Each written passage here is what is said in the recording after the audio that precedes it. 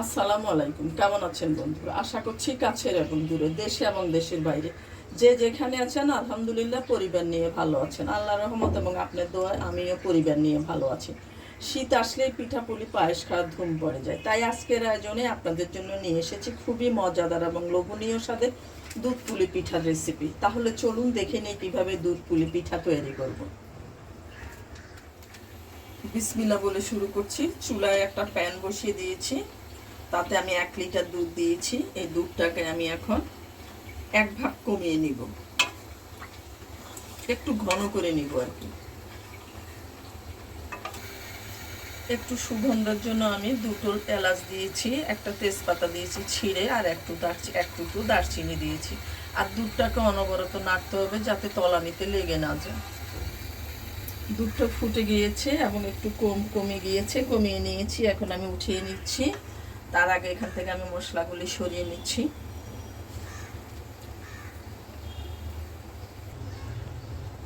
আবারও চুলে একটা প্যান বসিয়ে দিয়েছি, দিয়ে দিচ্ছি আমি 1.25 কাপ নারকেল কোড়া। এখানে আজকে আমি ফ্রোজেন নারকেল নিয়েছি আর কিছুটা শুকনো নারকেল নিয়েছি।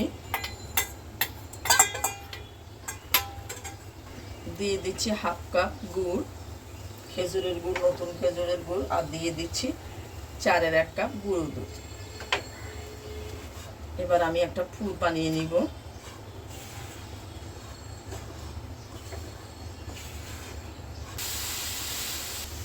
আমার পুরটা রেডি হয়ে গিয়েছে, এবার আমি উঠিয়ে নিচ্ছি। চুলায় আমি আরেকটা প্যান বসিয়ে দিয়েছি, 1.25 কাপ পানি দিয়ে সামান্য পরিমাণ লবণ দিয়েছি। এখন পানি ফুটা পর্যন্ত অপেক্ষা করব। পানি ফুটে গিয়েছে, এবার আমি দিয়ে দিচ্ছি গুঁড়ি। এখানে আমি 1.25 কাপ চালের গুঁড়ি নিয়েছি।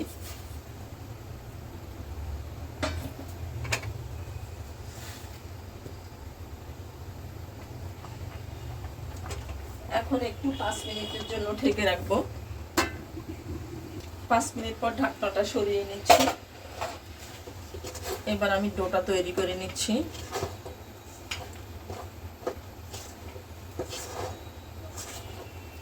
আবার নরমও না হয়।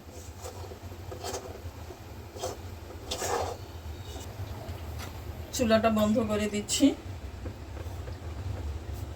এবার ঢেকে রাখবো।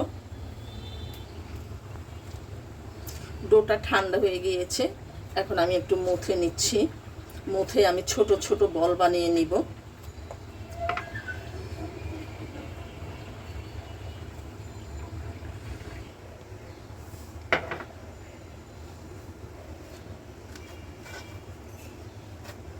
মুথে নিচ্ছি আমি।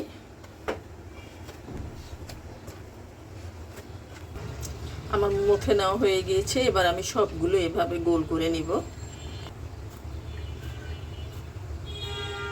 আমার সবগুলো বল বানানো হয়ে গিয়েছে। বলটাকে আমি যে গুঁড়িতে গড়িয়ে নিলাম। এবার আমি একটা পাতিলের মতো করে নিচ্ছি এটাকে।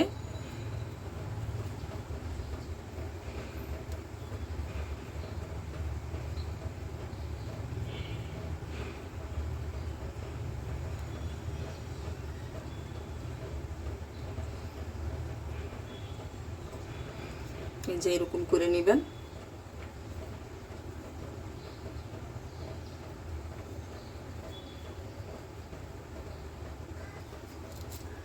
এবার যে পুরটা করে রেখেছিলাম সেইটা এটার ভিতরে দিয়ে দিচ্ছি।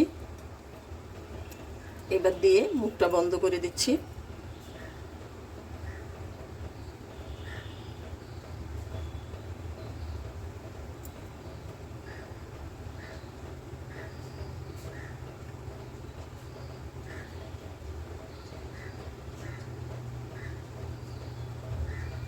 এই যে আমার পিঠা হয়ে গেল। আমি গুঁড়িতে গড়িয়ে নিচ্ছি। এবার আমি পাতিলের শেপ দিয়ে নিব। 2 হাতে ব্যবহার করতে হবে।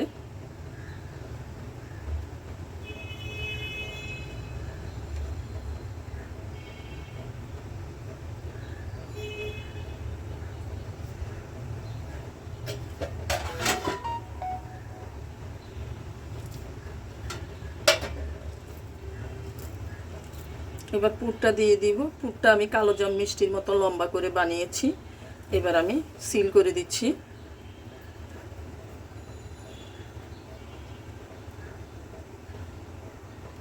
সিলটা সুন্দরভাবে করতে হবে যাতে ভিতর থেকে পুরটা বের না হয়ে আসে।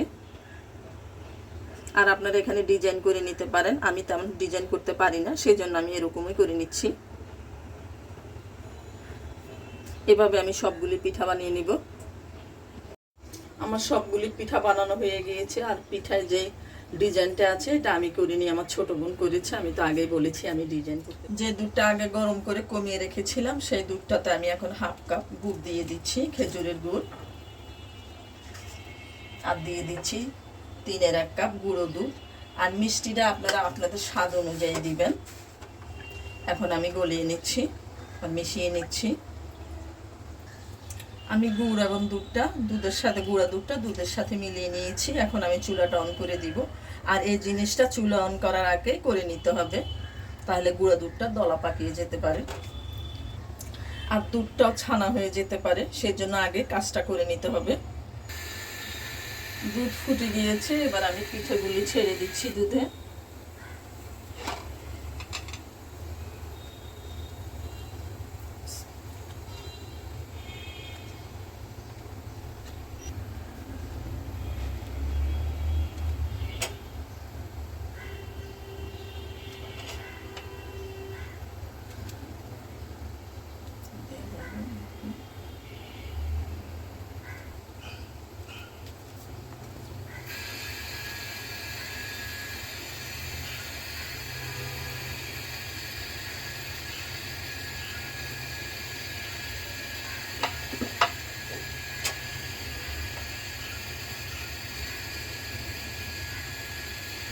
পিঠা দিয়ে বেশি নাড়াচাড়া করতে যাবেন না, অল্প হাতে নেড়ে দেবেন, তাহলে পিঠা ভেঙে যাবে।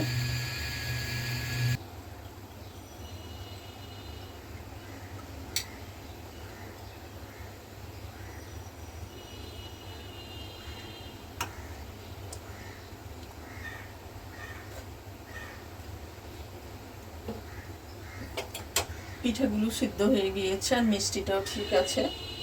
এবার আমি এটার সাথে 2 চামচ চালের গুঁড়া মিশিয়ে নিব, একটু পানিতে গুলিয়ে রেখেছি।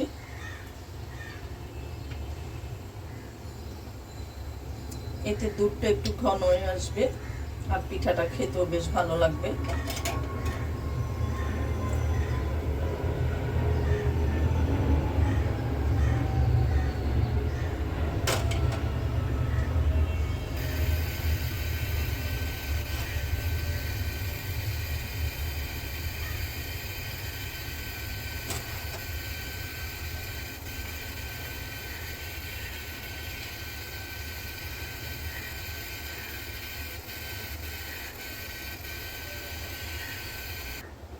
আমার পিঠা হয়ে গিয়েছে, এবার আমি চুলাটা অফ করে দিব।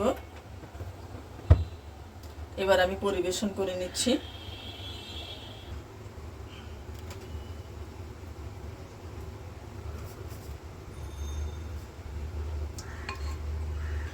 একটা পিঠা আমি কেটে দেখাচ্ছি,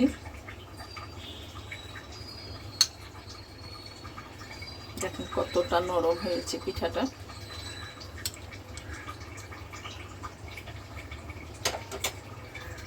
এই পিঠা খেতে কতটা সুস্বাদু এবং মজাদার হয়, না খেলে বুঝবেন না। তাহলে রান্নাঘরে ঢুকে যান দুধ পুলি পিঠা বানানোর জন্য, আর পিঠা বানিয়ে পরিবারকে অবাক করে দিন। আমি খুব সহজ করে পিঠাটা বানিয়ে আপনাদেরকে দেখাতে চেষ্টা করেছি। আজ এই পর্যন্ত, আবারও দেখা হবে নতুন কোনো রেসিপি নিয়ে। আল্লাহ হাফেজ।